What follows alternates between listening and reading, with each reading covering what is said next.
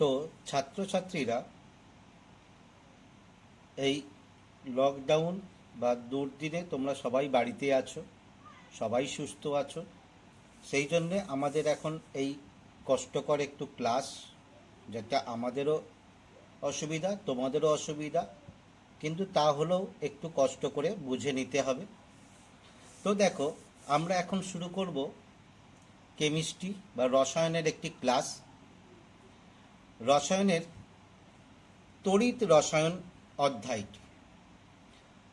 তো তড়িৎ রসায়ন অধ্যায়টি আমরা এখন শুরু করব। তো দেখো, তড়িৎ রসায়নটা কি বলছি। দেখো, তড়িৎ রসায়ন যেখানে তড়িৎ শক্তি রাসায়নিক শক্তির পারস্পরিক রূপান্তর সংক্রান্ত আলোচনা করা হয়, সেটাই হলো তড়িৎ রসায়ন। অর্থাৎ তড়িৎ শক্তি রাসায়নিক শক্তিতে রূপান্তরিত হবে বা রাসায়নিক শক্তি তড়িৎ শক্তিতে রূপান্তরিত হবে। এরকম বহু গেজেট তোমরা তোমাদের বাস্তব জীবনে দেখেছো। যেমন ধরো, খুব সহজ উদাহরণ হচ্ছে তোমার কি হচ্ছে ব্যাটারি।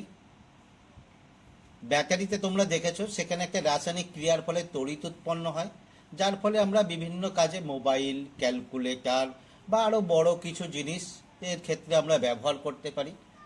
আবার দেখো, তড়িৎ শক্তি রাসায়নিক শক্তিতে রূপান্তর তোমরা দেখেছো। তোমরা বহুদিন আগে থেকেই তড়িৎ বিশ্লেষণ প্রক্রিয়া পড়ে আসছো। যে তড়িৎ বিশ্লেষণ প্রক্রিয়ার ক্ষেত্রে আমরা কি দেখছি, যে একটা দ্রবণের মধ্যে তড়িৎ শক্তি পাঠালে পদার্থের রাসায়নিক বিশ্লেষণ ঘটে, অর্থাৎ রাসায়নিক শক্তি উৎপন্ন হয়। তো এই তড়িৎ শক্তি রাসায়নিক শক্তি বা তড়িৎ রসায়ন পড়াতে আমাদের জেনে নিতে হবে কতগুলো জিনিস। যেমন হচ্ছে দেখো, তড়িৎ রাসায়নিক কোষ। তড়িৎ রাসায়নিক কোষ কি? তড়িৎ রাসায়নিক কোষ কি বলছে, দেখো, তড়িৎ রাসায়নিক কোষ একটা হচ্ছে সিস্টেম বা একটা ব্যবস্থা বা একটা যন্ত্র, যে ব্যবস্থা বা যন্ত্রের মাধ্যমে তড়িৎ শক্তি রাসায়নিক শক্তিতে অথবা রাসায়নিক শক্তি তড়িৎ শক্তিতে রূপান্তরিত হয়, তাকেই আমরা বলবো তোমার কি হচ্ছে তড়িৎ রাসায়নিক কোষ। তাহলে যেখানে তড়িৎ শক্তি রাসায়নিক শক্তিতে রূপান্তরিত হবে অথবা রাসায়নিক শক্তি তড়িৎ শক্তিতে রূপান্তরিত হবে।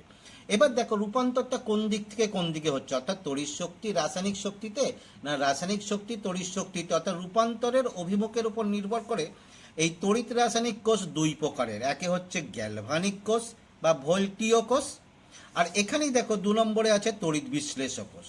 তো প্রথমে দেখো, গ্যালভানিক কোষ বা ভোল্টীয় কোষ। গ্যালভানিক কোষ বা ভোল্টীয় কোষ কি? যেখানে রাসায়নিক শক্তি তড়িৎ শক্তিতে রূপান্তরিত হয়। যেমন উদাহরণ দেখো, ড্যানিয়েল কোষ, নির্জল কোষ, জ্বালানি কোষ ইত্যাদি ইত্যাদি, যেগুলোকে আমরা নর্মালভাবে তোমার কি হয় ব্যাটারি বলে থাকি। আর একটা কি হচ্ছে তড়িৎ বিশ্লেষক কোষ, যেখানে তড়িৎ শক্তি তোমার কি হচ্ছে রাসায়নিক শক্তিতে রূপান্তরিত হয়, অর্থাৎ নর্মাল যে তড়িৎ বিশ্লেষণ সেটা। অথবা তোমার কি হচ্ছে, তোমার আমরা যে বিভিন্ন ধাতু নিষ্কাশন প্রক্রিয়া ইত্যাদি ক্ষেত্রে, যেমন তোমার কি হচ্ছে সোডিয়াম নিষ্কাশনে ডাউন সেল ইত্যাদি ব্যবহার করে থাকি, সেটা হচ্ছে এক প্রকারের তড়িৎ বিশ্লেষক কোষ। এবার দেখো, এই তড়িৎ বিশ্লেষক কোষটা নিয়ে আমাদের এখানে খুব বেশি নাই। আমরা এখানে মেনলি তোমার কি আছে, তোমার গ্যালভানিক বা ভোল্টীয় কোষ জানবো। এই ভোল্টীয় কোষ জানতে গিয়ে তো দেখো, আমরা প্রথমে দেখব ড্যানিয়েল কোষ। ড্যানিয়েল কোষের গঠনটা আমরা জানবো, যে ড্যানিয়েল কোষটা কিভাবে গঠিত হয় এবং কিভাবে সে কাজ করে। তো এখানে দেখো, এই ড্যানিয়েল কোষ গঠনের জন্য কি করা হয়েছে, বাস্তবিক তোমরা দেখতে পাচ্ছ এখানে তোমার কি করা হয়েছে, দুটো বিকার নেওয়া হয়েছে, দুটো আলাদা আলাদা বিকার তোমরা দেখতেই পাচ্ছ, আলাদা আলাদা বিকার। তো লক্ষ্য করো, একটা বিকার, এটা দুটো বিকার আছে, একটা বামে রেখেছি একটা ডানে। কেন বাম ডাম বলছি সেটা আসবো পরে। একটার মধ্যে দেখা হয়েছে দেখো কপার সালফেট, এর গাঢ়ত্বটা আমরা নিয়ে নিতেই পারি, এর গাঢ়ত্বটা হচ্ছে 1 মোলার। আর একটাতে রাখা হয়েছে তো কপার বলছি জিঙ্ক সালফেট, আরেকটাতে রাখা হয়েছে কপার সালফেট, এরও গাঢ়ত্বটা আমরা 1 মোলার নিলাম। তাহলে দুটো বিকারে একটাতে 1 মোলার জিঙ্ক সালফেট দেবন আর একটাতে 1 মোলার কপার সালফেট দেবন দিয়ে দেখো, এই দুটো বিকারেই একটা করে ধাতব দণ্ড নিমজ্জিত করা হয়েছে। এই যেখানে জিঙ্ক সালফেট নিয়েছি সেখানে একটা তোমার কি হয়েছে জিঙ্কের দণ্ড নিমজ্জিত করা হয়েছে, অর্থাৎ জিঙ্ক দণ্ড নিমজ্জিত করা হয়েছে। আর যেটাতে কপার সালফেট নেওয়া হয়েছে সেটাতে একটা কপার দণ্ড নিমজ্জিত করা হয়েছে। এবার দণ্ড দুটি দেখো বাহির একটা বর্তনীর মাধ্যমে তোমার কি আছে যুক্ত করে দেওয়া হয়েছে। যে বর্তনীর মধ্যে কি আছে, একটা সুইচ আছে এবং একটা ভোল্টমিটার আছে। এবার দেখো এই বিকার দুটোর মধ্যে কোনো সংযোগ নেই, আমাকে এখন বিকার দুটোর মধ্যে সংযোগ স্থাপন করব। এই সংযোগ স্থাপন করার জন্য এই বিকার দুটোর মধ্যে সংযোগ স্থাপন করা হয় একটা লবণ সেতুর মাধ্যমে। আমি এখন একটা লবণ সেতু দিয়ে বিকার দুটোকে তোমার সংযোগ করে দিলাম। এই লবণ সেতুটা কি এবং এর কাজ কি সেটাকে আমরা ডিটেলস বলবো। এখন দেখো লবণ সেতুর মাধ্যমে যুক্ত করে দিলাম। আপাতত তোমরা দেখো এই লবণ সেতু কি করছে, দুটো বিকারের মধ্যে সংযোগ স্থাপন করছে, যাকে আমরা তোমার কি বলছি, লবণ সেতু। হয়েছে? তাহলে এই হলো তোমার ড্যানিয়েল কোষের গঠন। এবার আমরা যদি তোমার কি হচ্ছে, এইখানে দেখো যে সুইচটাকে অন করি, তাহলে এখান দিয়ে দেখবো তড়িৎ প্রবাহ চলতে থাকছে। এখন আমরা দেখব তড়িৎ প্রবাহটা কিভাবে চলে, অর্থাৎ কিভাবে এখানে তড়িৎ উৎপন্ন হয়। দেখো এইখানে এই জিঙ্কের দণ্ডটা জিঙ্ক সালফেটে ডোবানোর ফলে এখানে কি হয়েছে, এই দণ্ড থেকে কিছু জিঙ্ক 2+ আয়ন রূপে দ্রবণে চলে আসবে। কিভাবে আসবে, অর্থাৎ জিঙ্ক পরমাণু তোমার কি করবে, দুটো ইলেকট্রন ছেড়ে দিয়ে জিঙ্ক আয়ন রূপে তোমার দ্রবণের মধ্যে চলে আসবে। তাহলে এই যে ইলেকট্রনটা ছেড়ে দিল, এই ইলেকট্রনটা কোথায় গেল, এই ইলেকট্রনটা এখন এই দণ্ডের মধ্যে সঞ্চিত হলো। এই দণ্ডটা তাহলে কি হলো, ইলেকট্রন সমৃদ্ধ হলো এবং ঋণাত্মক আধান প্রাপ্ত হলো। হয়েছে? ঠিক একইভাবে তাহলে এখানে কি ঘটবে, এখানে দেখো তোমাদের যখন কপার সালফেট দ্রবণে দিয়েছি, তখন এখানে দ্রবণে অনেক কপার 2+ আয়ন আছে। এই 2+ আয়ন কি করবে, এই দণ্ডে গিয়ে সঞ্চিত হবে।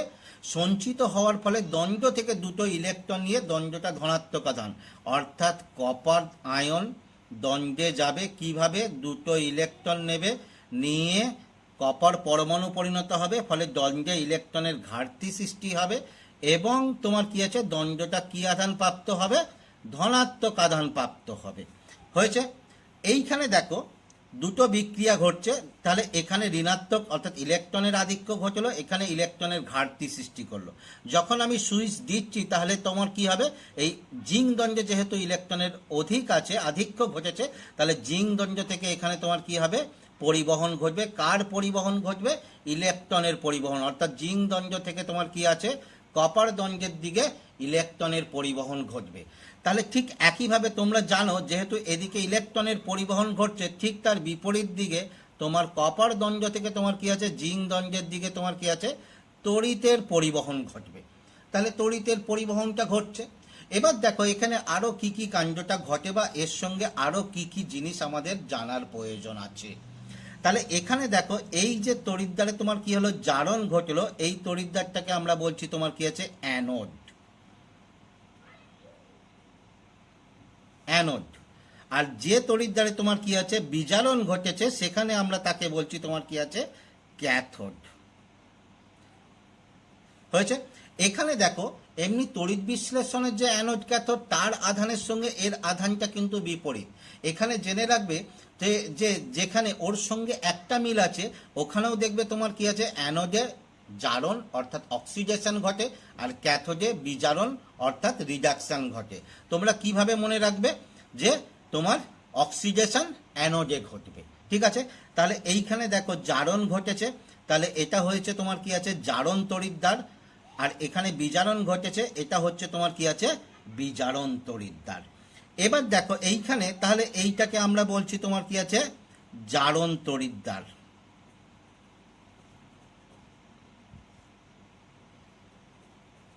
আর এটাকে বলছি তোমার কি হচ্ছে, বিজারণ তড়িৎদ্বার। বিজারণ তড়িৎদ্বার আগেই বলেছি, তোমরা মনে রাখবে কিভাবে, জারণ অর্থাৎ অক্সিডেশন, অক্সিডেশন ঘটে অ্যানোডে। এখানে দেখো এইটা নিয়ে পুরো কোষটা গঠিত হয়েছে। তাহলে এই কোষের মধ্যে এইখানে একটা কি ঘটেছে, জারণ, এখানে একটা বিজারণ ঘটেছে। এই যে জিঙ্ক আর জিঙ্ক সালফেট দ্রবণ সহ যে আমরা বিকারটা নিয়েছি, এইটাকে আমরা কি বলছি, একটা অর্ধকোষ, অর্থাৎ কোষের অর্ধেক, অর্ধকোষ। এই অর্ধকোষটা কি অর্ধকোষ, যেহেতু জারণ ঘটেছে তাহলে এইটা তোমার হয়ে যাচ্ছে তোমার কি আছে জারণ অর্ধকোষ। তাহলে একইভাবে এইটা কি হয়ে যাবে বিজারণ ঘটেছে তাহলে এইটা বিজারণ অর্ধকোষ।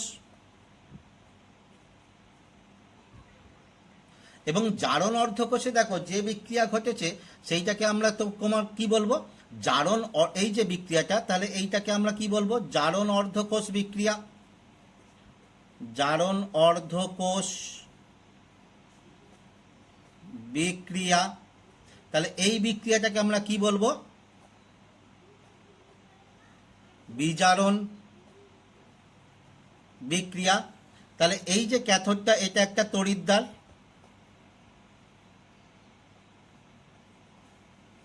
ঠিক একইভাবে অ্যানোড এটাও একটা তড়িৎদ্বার, তড়িৎদ্বার। তাহলে এটা ক্যাথোড তড়িৎদ্বার, এটা অ্যানোড তড়িৎদ্বার।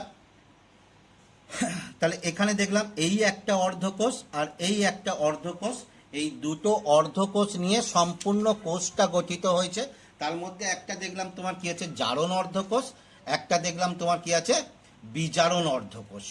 ঠিক আছে, এবার দেখো তাহলে এখানে তোমার তাহলে আমরা কোষ কোনটাকে বলবো, তাহলে কোষ আমার এখানে কি হলো কোষ হচ্ছে কোন দুটো অর্থাৎ জারণ অর্ধকোষ প্লাস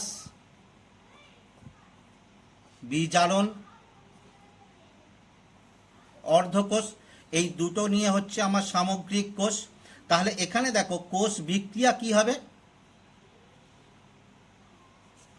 এখানে কোষ বিক্রিয়া কি হবে, কোষ বিক্রিয়া তাহলে কি হবে, তাহলে যেহেতু দুটো অর্ধকোষ নিয়ে আমার কোষটা গঠিত হচ্ছে তাহলে কোষ বিক্রিয়াটা কি হবে, কোষ বিক্রিয়া হবে দুটো অর্ধকোষ বিক্রিয়ার সমষ্টি। অর্থাৎ আমাদের জারণ অর্ধকোষ বিক্রিয়াটা কি ছিল, জিঙ্ক কি করেছিল দুটো ইলেকট্রন বর্জন করে দিয়ে জিঙ্ক আয়ন, আর কপার দুটো ইলেকট্রন গ্রহণ করে নিয়ে কপার পরমাণু। তাহলে এখানে দেখো কোষ বিক্রিয়াটা আমাদের হয়ে যাচ্ছে এই দুটোর সমষ্টি, অর্থাৎ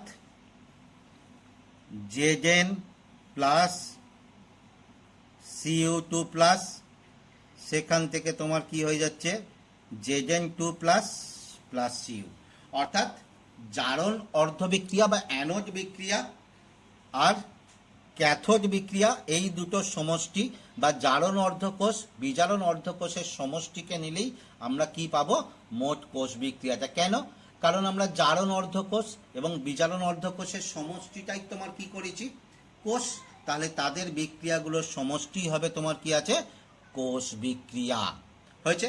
এখানে দেখো একটা জিনিস মনে রাখবে, এইখানে ছোট করে আমি বলছি তোমার জারণ বিজারণ যুগ্ম।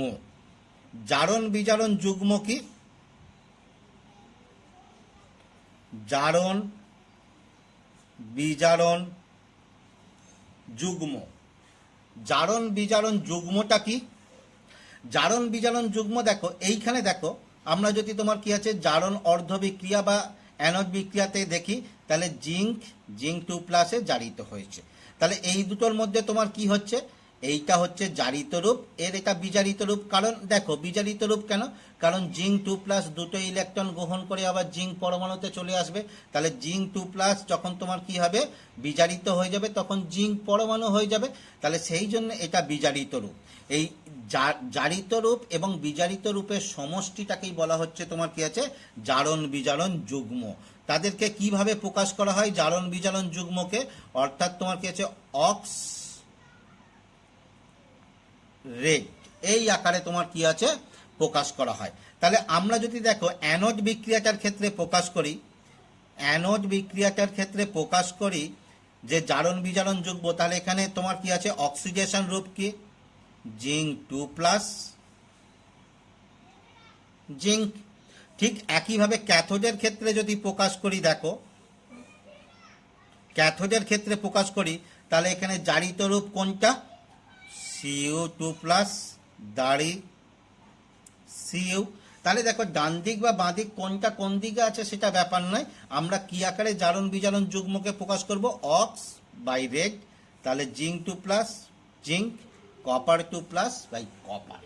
এটাই হচ্ছে তোমার কি হচ্ছে আমাদের ভোল্টীয় কোষ বা ড্যানিয়েল কোষ। এই ড্যানিয়েল কোষের তড়িৎ পরিবহন সংক্রান্ত বা কিভাবে তড়িৎ পরিবহন ঘটে সেই আলোচনাটা আমরা এখন করলাম। এরপরে দেখো যেটা আমরা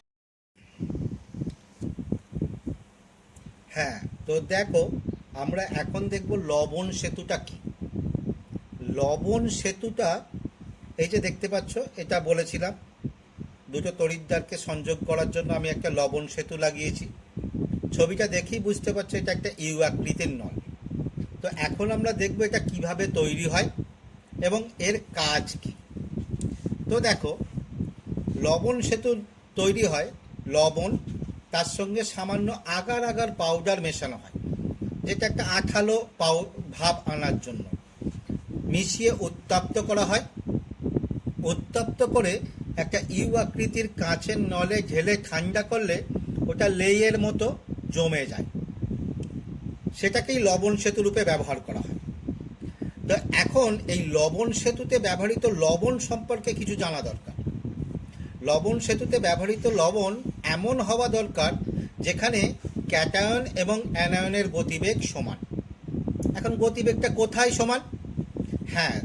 কোনো দ্রবণে অর্থাৎ তড়িৎ বিশ্লেষ্য দ্রবণে বা অন্য কোনো লেই জাতীয় পদার্থের মধ্যে যদি ক্যাটায়ন অ্যানায়নের গতিবেগ সমান থাকে তাহলে সেই লবণকেই আমরা লবণ সেতুতে ব্যবহার করতে পারবো।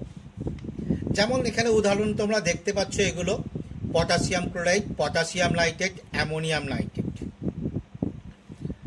পটাশিয়াম ক্লোরাইড বিয়োজিত হয়ে তোমার কে প্লাস এবং সিএল মাইনাস উৎপন্ন হয়। এখন দ্রবণে কে প্লাস এবং সিএল মাইনাসের গতিবেগ যদি সমান থাকে তবেই আমরা পটাশিয়াম ক্লোরাইডকে লবণ সেতুতে ব্যবহার করতে পারবো।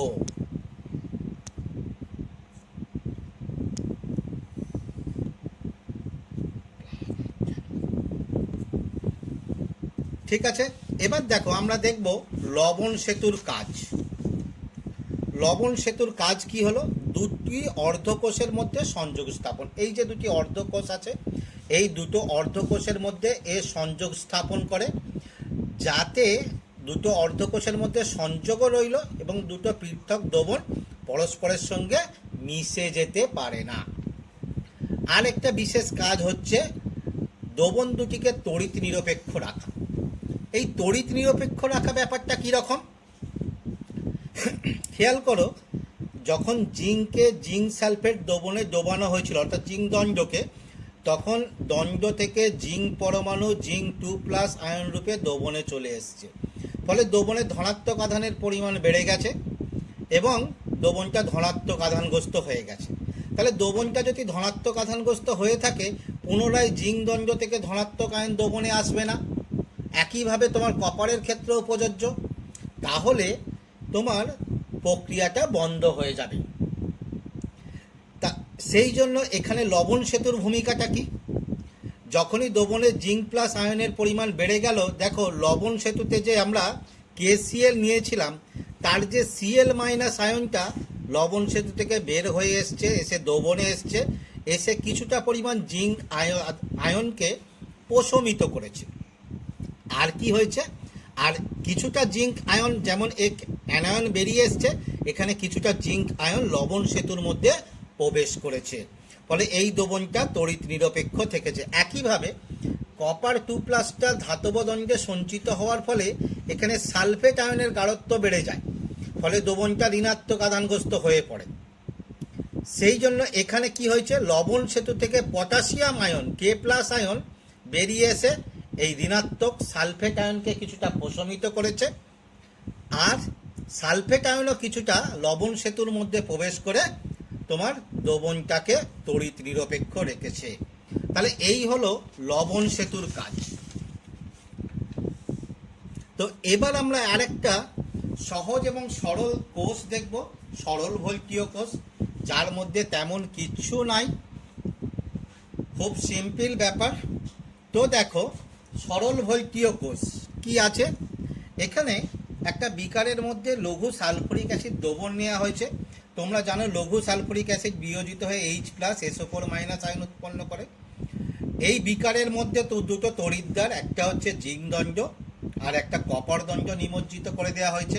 নিমজ্জিত করে বাইরের বর্তনীর মাধ্যমে যুক্ত করে দেওয়া হয়েছে। এখন যুক্ত করে এইখানে একটি গ্যালভানোমিটারও লাগিয়ে দেওয়া হয়েছে এবং একটা চাবি লাগিয়ে দেওয়া হয়েছে। চাবি অন করলেই দেখা যাবে যে জিঙ্ক দণ্ড থেকে তোমার কি আছে, কপার দণ্ডের দিকে ইলেকট্রনের প্রবাহ হচ্ছে, আর ঠিক বিপরীত ক্রমে কপার দণ্ড থেকে জিঙ্ক দণ্ডের দিকে তোমার কি হচ্ছে, তড়িতের প্রবাহ হচ্ছে। কেন হচ্ছে? এখানে দেখো, তোমার জিঙ্ক দণ্ড থেকে জিঙ্ক পরমাণু দুটো ইলেকট্রন বর্জন করে জিঙ্ক 2+ আয়ন রূপে দ্রবণে চলে আসে, ফলে এটা ঋণাত্মক আধানগ্রস্ত হয়ে পড়ে জিঙ্ক দণ্ডটি। একইভাবে এখানে তোমার দ্রবণ অর্থাৎ H2SO4 বিয়োজিত হয়েছে, H+ উৎপন্ন হয়েছে, সেই H+গুলো কপার দণ্ডে গিয়ে ইলেকট্রন গ্রহণ করে হাইড্রোজেন পরমাণু, সেখান থেকে হাইড্রোজেন গ্যাস উৎপন্ন করেছে, ফলে কপার দণ্ডটা কি হয়েছে, ধনাত্মক আধানগ্রস্ত হয়ে পড়েছে। তাহলে এখন জিঙ্ক দণ্ডে ইলেকট্রনের অধিক্য, তাহলে ইলেকট্রন জিঙ্ক দণ্ড থেকে পরিবাহী তারের মাধ্যমে কপার দণ্ডে আসবে, কপার দণ্ড থেকে কপার দণ্ডে আসবে, তাহলে বিপরীত ক্রমে কপার দণ্ড থেকে তড়িৎ প্রবাহ জিঙ্ক দণ্ডের দিকে যাবে। এখন এখানে লক্ষ্য করো কোন তড়িৎ দ্বারে জারণ ঘটেছে। যেহেতু জিঙ্ক তড়িৎ দ্বারে জারণ ঘটেছে, তাহলে জিঙ্ক অ্যানোড রূপে ক্রিয়া করেছে, অর্থাৎ অ্যানোডে অক্সিডেশন। আর হাইড্রোজেন তড়িৎ দ্বারে তোমার কি, এই কপার তড়িৎ দ্বারে কি হয়েছে, হাইড্রোজেন H+ এর বিজারণ ঘটেছে, তাহলে এটি ক্যাথোড রূপে কাজ করেছে। এখানে খেয়াল করো, এখানে কিন্তু কোনো লবণ সেতুর প্রয়োজন নাই, কারণ এখানে একটাই দ্রবণ নেওয়া হয়েছে এবং তোমার কি হয়েছে, এবং তড়িৎদ্বার দুটি একই পাত্রের মধ্যে নিমজ্জিত করা হয়েছে। ঠিক আছে, তাহলে এই হলো আমাদের সরল ভৈকীয় কোষ। এবার দেখো, তোমরা জেনে এসছো কোনো একটা তড়িৎ প্রবাহ হতে গেলে সাধারণত কি হয়, বিভবের পার্থক্য হয়। এখন আমরা যে দুটো কোষ অর্থাৎ গ্যালভানিক কোষ এবং সরল বৈকীয় কোষ দেখলাম, দুটোতেই আমরা দেখলাম কি হচ্ছে, কপার দণ্ড থেকে জিঙ্ক দণ্ডের দিকে তড়িৎ প্রবাহিত হচ্ছে। তাহলে নিশ্চিত রূপে কপার দণ্ডের তো বিভব বেশি জিঙ্ক দণ্ডের তুলনায়। এখন তাহলে এই বিভবটা আসছে কোথা থেকে, বিভবটা আসছে কোথা থেকে, তার জন্য আমরা দেখব তড়িৎদ্বার বিভব এবং এর উৎস। বলছে দেখো, কোনো একটা ধাতব দণ্ডকে যখন তার আয়ন সমন্বিত দ্রবণে নিমজ্জিত করা হয়, যেমন তোমরা দেখেছো আমরা করেছি, কপারকে কপার সালফেট দ্রবণে নিমজ্জিত করেছি, বা জিঙ্ক দণ্ডকে জিঙ্ক সালফেট দ্রবণে নিমজ্জিত করা হয়েছে। তাহলে এইরকম নিমজ্জিত করলে দুটি বিপরীতমুখী ক্রিয়া কাজ করে। একটা কি হচ্ছে, ধাতুর দ্রবণে আয়ন পাঠানোর প্রবণতা, অর্থাৎ ধাতু ইলেকট্রন বর্জন করে আয়ন উৎপন্ন করবে এবং দ্রবণে চলে আসবে। এই যে প্রবণতা বা এই যে তোমার কি আছে, একটা নির্দিষ্ট অভিমুখে যাওয়া, এইটাকে বলা হচ্ছে তোমার কি হচ্ছে, দ্রবণ চাপ, যাকে ক্যাপিটাল P দ্বারা চিহ্নিত করা হয়। ঠিক একইভাবে ধাতুর যেমন প্রবণতা আছে আয়ন পাঠানোর, ঠিক একইভাবে দ্রবণের একটা প্রবণতা আছে, কি, দ্রবণে যে আয়নগুলো আছে সেই আয়নগুলোকে পরমাণু রূপে ধাতব দণ্ডে সঞ্চিত করে। এই যে দ্রবণে আয়ন ধরে নাও M+ আয়ন, তাহলে কি হবে, ইলেকট্রন গ্রহণ করে ধাতব দণ্ডে সঞ্চিত হবে। এই যে অভিমুখে যাওয়া অর্থাৎ আয়ন থেকে ধাতব দণ্ডে ধাতু সঞ্চিত হওয়ার দ্রবণের যে প্রবণতা, তাকে বলা হচ্ছে অভিসারক চাপ। এখন দেখো, এই দুটি প্রক্রিয়া পরস্পরের পুরো বিপরীত প্রক্রিয়া। একটা ধাতু থেকে আয়ন উৎপন্ন হচ্ছে আর একটা আয়ন থেকে ধাতব পরমাণু উৎপন্ন হচ্ছে। এখন এই বিভবটা নির্ভর করবে যে কোনটা, অর্থাৎ দ্রবণ চাপ এবং অভিসারক চাপের উপরে। তো আমরা যদি দেখি কয়েকটি ক্ষেত্রে, যদি এরকম হয়,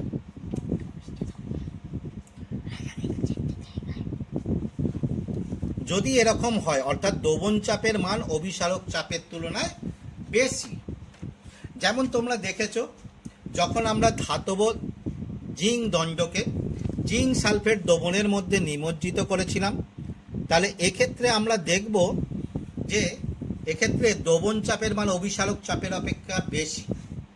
কিসের জন্য? কারণ এখানে তোমার কি হচ্ছে, তোমরা আগেই জেনেছো দ্রবণ চাপ অর্থ কি। দ্রবণ চাপের অর্থ ধাতব দণ্ডের দ্রবণে আয়ন পাঠানোর প্রবণতা। অভিসারক চাপটা কি, দ্রবণের ধাতব দণ্ডে ধাতব পরমাণু সঞ্চিত করার প্রবণতা। তো তো জিঙ্কে যখন জিঙ্ক সালফেট দ্রবণে নিমজ্জিত করা হলো, তখন এখান থেকে তোমার কি হয়েছে, জিঙ্ক দণ্ড থেকে জিঙ্ক পরমাণু দুটি ইলেকট্রন ছেড়ে দিয়ে জিঙ্ক 2+ আয়ন রূপে দ্রবণে চলে এসছে। তাহলে এখানে দ্রবণে যখন জিঙ্ক 2+ আয়ন চলে এসছে, এই দণ্ডটা কি হয়েছে, দণ্ডটা ইলেকট্রন পেয়ে ঋণাত্মক আধানগ্রস্ত হয়েছে। এই ঋণাত্মক আধানগুলো কি হবে, এই ঋণাত্মক আধানগুলো কি হবে, ধাতব তলের পৃষ্ঠতলে সঞ্চিত হবে। এরকম ধাতব তলের পৃষ্ঠতলে ঋণাত্মক আধানগুলো সঞ্চিত হবে। যখনই ধাতব তলের পৃষ্ঠতলে ঋণাত্মক আধানগুলো সঞ্চিত হবে, তখনই এই ধনাত্মক আধানগ্রস্ত জিঙ্ক আয়নগুলো কি হয়ে যাবে, আকর্ষণের কারণে ধাতুর পৃষ্ঠতলের বাইরে এরাও একটা তোমার কি হবে, সঞ্চিত হবে। এবং এখানে দেখতে পাচ্ছ, তাহলে এর ফলে কি হলো বলো তো, ইলেকট্রনের একটা আস্তরণ সৃষ্টি হলো ধাতব পৃষ্ঠতলে, ঠিক পৃষ্ঠতলের আভ্যন্তরীণ ভাগে, এবং পৃষ্ঠতলের বাহির ভাগে একটা তোমার কি আছে, ধনাত্মক আধানগ্রস্ত তোমার জিঙ্ক আয়নের একটা স্তর সৃষ্টি হলো। ফলে এখানে দেখো একটা আধানজনিত দ্বিস্তর সৃষ্টি হয়েছে। এখন এই আধানজনিত দ্বিস্তর সৃষ্টি হলেই সেখানে একটা বিভব উৎপন্ন হয়। এই বিভবকেই বলা হচ্ছে কি, তড়িৎদ্বার বিভব, যাকে ই দ্বারা চিহ্নিত করা হয়।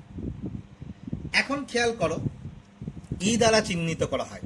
ঠিক একইভাবে যদি বিপরীত ঘটনাটা হয়, অর্থাৎ দ্রবণ চাপের মান যদি অভিসারক চাপ অপেক্ষা তোমার কি হচ্ছে, কম হচ্ছে, যেমন কপারের ক্ষেত্রে, কপারকে যখন কপার সালফেট দ্রবণে নিমজ্জিত করা হবে, তখন এখানে দ্রবণ চাপের মান অভিসারক চাপের তুলনায় কম হওয়ার জন্য তোমার দ্রবণে কপার 2+ আয়নের প্রবণতা দ্বন্দ্বে গিয়ে সঞ্চিত হওয়া, অর্থাৎ কপার 2+ আয়ন দুটো ইলেকট্রন গ্রহণ করে নিয়ে কপার পরমাণু রূপে দ্বন্দ্বে সঞ্চিত হবে। ঠিক আছে, তাহলে দ্বন্দ্বে সঞ্চিত হলো। তাহলে এখানে যখন ইলেকট্রন নিয়ে নিল দ্বন্দ্ব থেকে, তাহলে দ্বন্দ্বটা কি আধান প্রাপ্ত হলো, ধনাত্মক আধান প্রাপ্ত হলো। এই ধনাত্মক আধানগুলো তোর কি আছে, দ্বন্দ্বের আভ্যন্তরীণ পৃষ্ঠতলে এরকম সঞ্চিত হবে। ঠিক আছে, সঞ্চিত হবে। যখনই দ্বন্দ্বতে এরকম ধনাত্মক আধান দিয়ে ধনাত্মক আধান দ্বন্দ্বের পৃষ্ঠতলে সঞ্চিত হলো, দ্রবণে যে ঋণাত্মক আয়ন আছে সেগুলো আকৃষ্ট হবে, অর্থাৎ কি, SO4 2-, এরা তোমার কি হবে, দ্বন্দ্বের পৃষ্ঠতলে গিয়ে একটা আস্তরণ সৃষ্টি করবে। তাহলে এখানেও দেখো, এখানেও আমরা কি দেখতে পাচ্ছি, দুটো বিপরীত আধানযুক্ত দ্বিস্তর সৃষ্টি হচ্ছে, অর্থাৎ দ্বন্দ্বের পৃষ্ঠতলে ধনাত্মক আধানের একটা স্তর, তার বাইরে SO4 2-, অর্থাৎ ঋণাত্মক আধানে একটা স্তর সৃষ্টি হচ্ছে।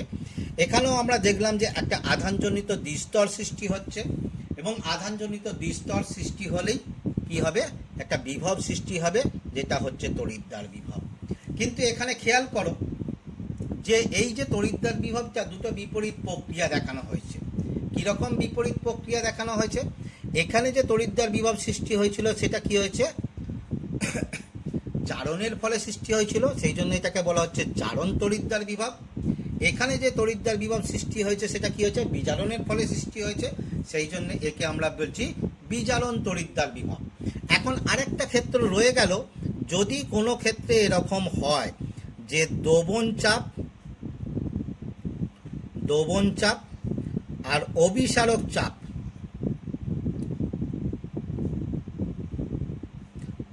যদি সমান হয়ে যায়, অভিসারক চাপ যদি সমান হয়ে যায়, তাহলে সেখানে কি হবে, সেক্ষেত্রে এরকম কোনো তড়িৎদ্বার বিভব সৃষ্টি হতে পারবে না। তো একটা জিনিস খেয়াল করো, এখানে দেখিয়েছি আমরা কপারের ক্ষেত্রে, এই কপারের ক্ষেত্রে কি হলো, বিজারণ তড়িৎদ্বার বিভব, জিঙ্কের ক্ষেত্রে জারণ তড়িৎদ্বার বিভব। তো এইটা কি কপারের ক্ষেত্রে শুধু বিজারণই হবে আর জিঙ্কের ক্ষেত্রে শুধু জারণ হবে, তা কিন্তু নয়। জিঙ্কের ক্ষেত্রেও জারণ তড়িৎদ্বার বিভব সৃষ্টি হতে পারে, আবার জিঙ্কের ক্ষেত্রেও বিজারণ তড়িৎদ্বার বিভব সৃষ্টি হতে পারে। সেটা কার ওপর নির্ভর করবে, সেটা নির্ভর করবে হচ্ছে ওই তড়িৎদ্বারটাকে আমরা অপর কোন তড়িৎদ্বারের সঙ্গে যুক্ত করছি তার উপরে। কোনো ক্ষেত্রে দেখা যেতে পারে কপার ধনাত্মক, কপারের ক্ষেত্রে জারণ তড়িৎদ্বার বিভব সৃষ্টি হলো, আবার কোনো ক্ষেত্রে দেখা যেতে পারে কপারের ক্ষেত্রে বিজারণ তড়িৎদ্বার বিভব সৃষ্টি হলো। যদি এরকম হয় কোনো তড়িৎদ্বারের ক্ষেত্রে, তাহলে দুটো তড়িৎদ্বার বিভবেরই মান পাওয়া যাবে, অর্থাৎ জারণ তড়িৎদ্বার বিভবেরও মান পাওয়া যাবে, বিজারণ তড়িৎদ্বার বিভবেরও মান পাওয়া যাবে।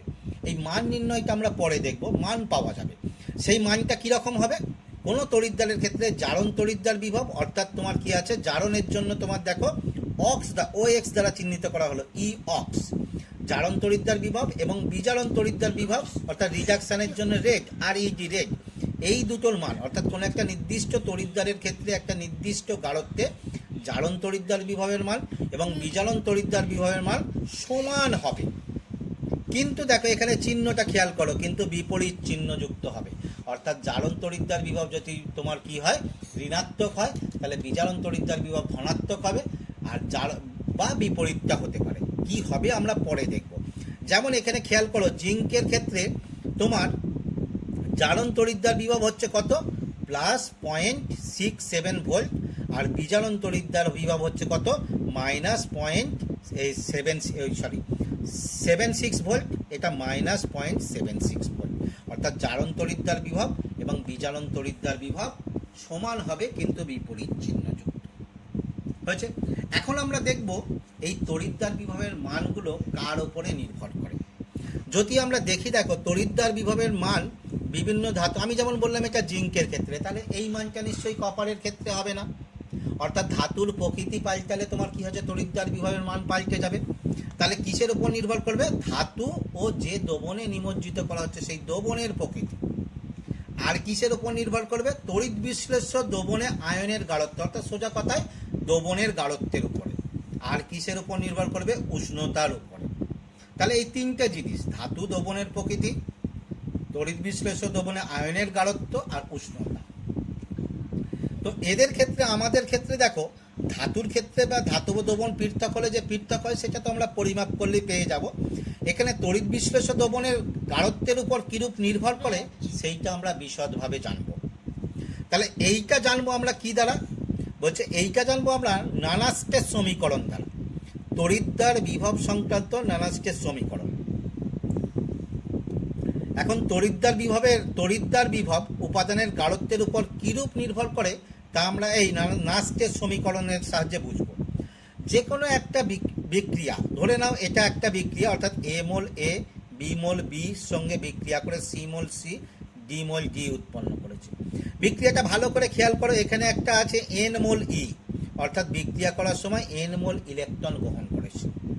ঠিক আছে, তাহলে এন মোল যদি ইলেকট্রন গ্রহণ করে থাকে তাহলে এইটা কি বিক্রিয়া, তোমরা দেখি বুঝতে পারছো, ইলেকট্রন গ্রহণ করেছে যখন, এটা একটা বিজারণ বিক্রিয়া। তাহলে এই বিক্রিয়ার ক্ষেত্রে নাস্টের সমীকরণটা কি হবে আমরা এখন দেখব। তো দেখো এই বিক্রিয়ার ক্ষেত্রে নাস্টের সমীকরণটা কি হবে যদি আমরা দেখি, দেখো এই দেখো এই সমীকরণটা তোমাদের ডেরিভেশন কিছু নাই, যা সমীকরণটা করতে হবে। তাহলে এর ক্ষেত্রে এই যদি বিক্রিয়াটা কোনো একটা তড়িৎদ্বারে এই বিজারণ বিক্রিয়াটি ঘটে তাহলে তার জন্য নাস্টের সমীকরণটা কি হবে, ই সমান E0 minus RT by NF ln concentration of C to the power C, concentration of D to the power D, concentration of A to the power A and concentration of B to the power B। এই টার্মটা তোমরা আগে দেখেছো, এটাকে সাধারণত কোনো বিক্রিয়ার ক্ষেত্রে আমরা যে কোনো মুহূর্তে বিক্রিয়া কোসেন্ট বলি, যেটা তোমরা রাসায়নিক সাম্যে পড়ে এসছো। তো এখানে দেখো আরো কতগুলো টার্ম, এখানে ইটা কি, ইটা হচ্ছে আমরা যেটা নির্ণয় করতে চাচ্ছি তড়িৎদ্বার বিভব। E0টা কি, E0টা হচ্ছে প্রমাণ তড়িৎদ্বার বিভব। এই প্রমাণ তড়িৎদ্বার বিভবটা কি এটা আমরা বিশদে জানবো। তার আগে অন্য টার্মগুলো দেখে নেই। আর হচ্ছে তোমার কি আছে, মোলার গ্যাস ধ্রুবক, টি কেলভিন উষ্ণতা, এন হচ্ছে কি কত মোল ইলেকট্রন গ্রহণ বর্জন হয়েছে বিক্রিয়াটির ক্ষেত্রে, অর্থাৎ বিক্রিয়াটা যদি বিজারণ হয় তাহলে ইলেকট্রনের গ্রহণ হবে, বিক্রিয়াটা যদি জারণ হয় তাহলে কি হবে, ইলেকট্রনের বর্জন হবে। এফটা কি, ফ্যারাডে।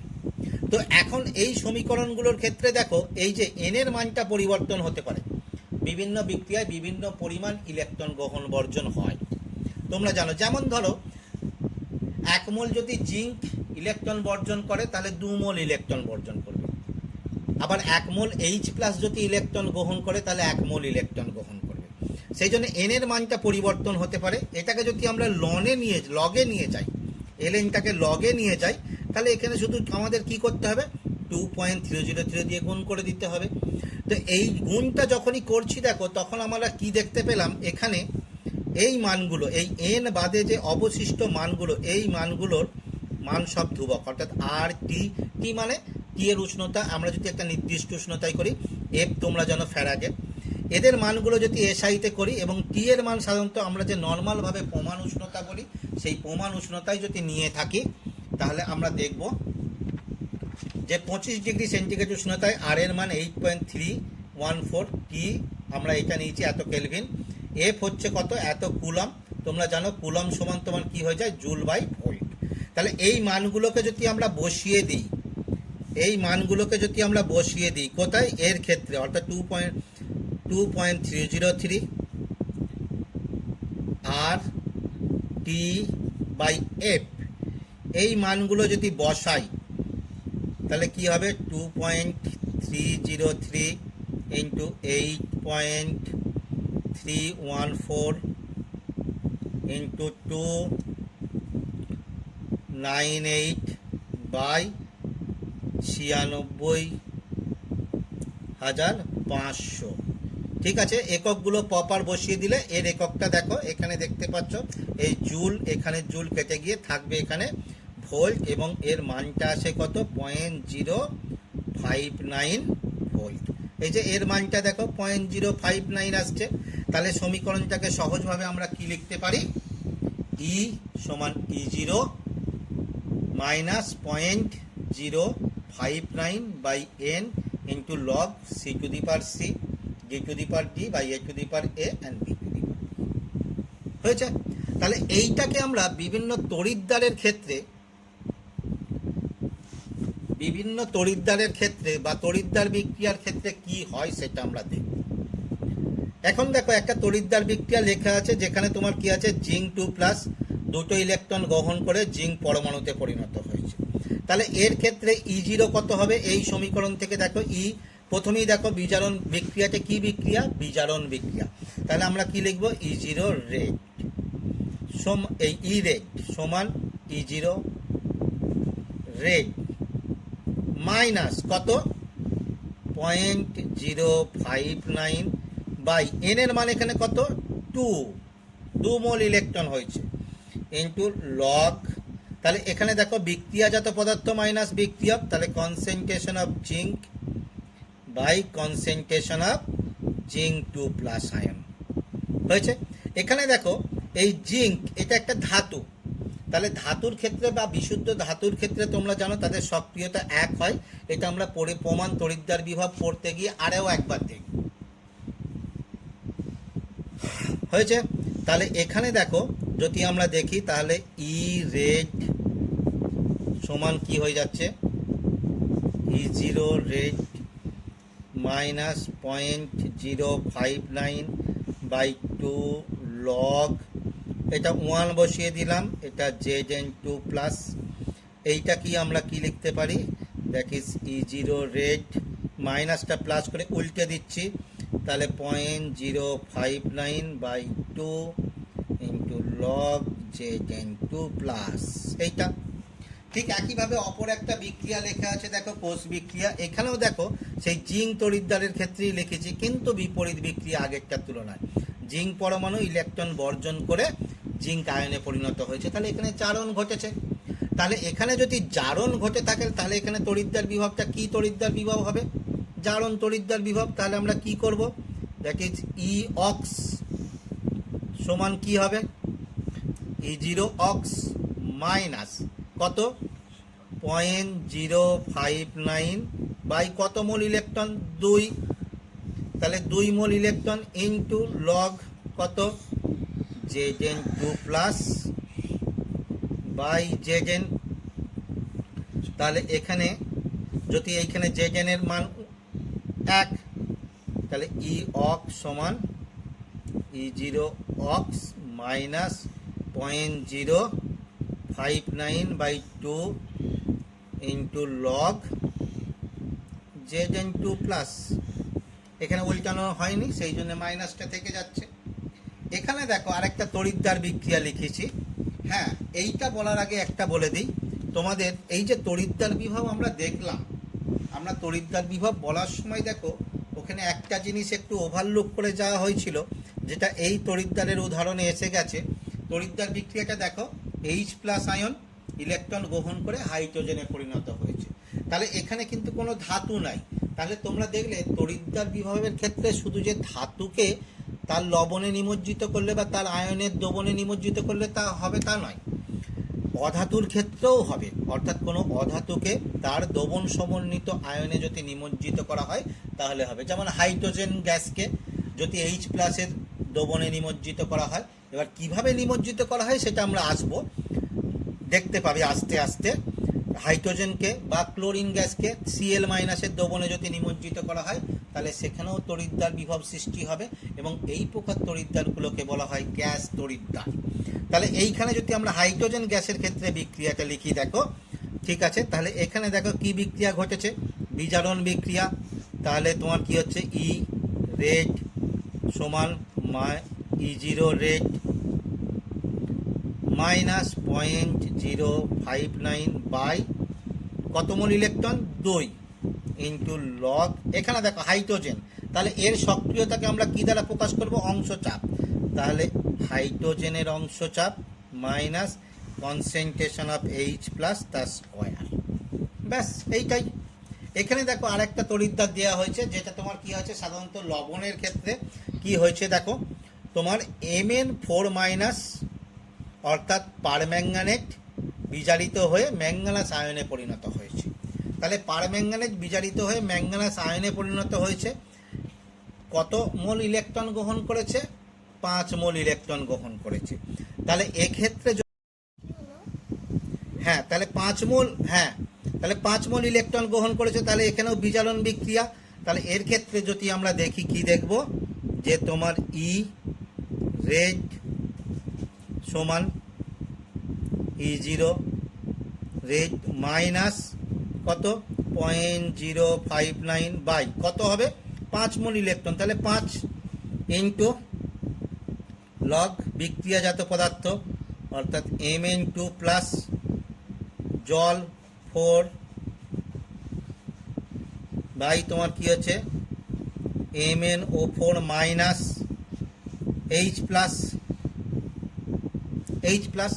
এখানের মধ্যে দেখো এই জলের সক্রিয়তা কি হবে, বিশুদ্ধ জলের সক্রিয়তা 1, তাহলে এটা কি হয়ে যাবে, ই রেড সমান E0 red minus 0.059 by 5 into log, তাহলে এটা 1 হয়ে গেলে থেকে গেল কি Mn2 প্লাস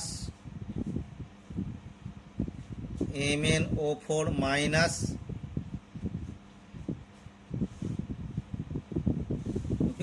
H প্লাস। হ্যাঁ, এইখানে দেখো H প্লাসের পাওয়ার হবে 8, H প্লাসের পাওয়ার।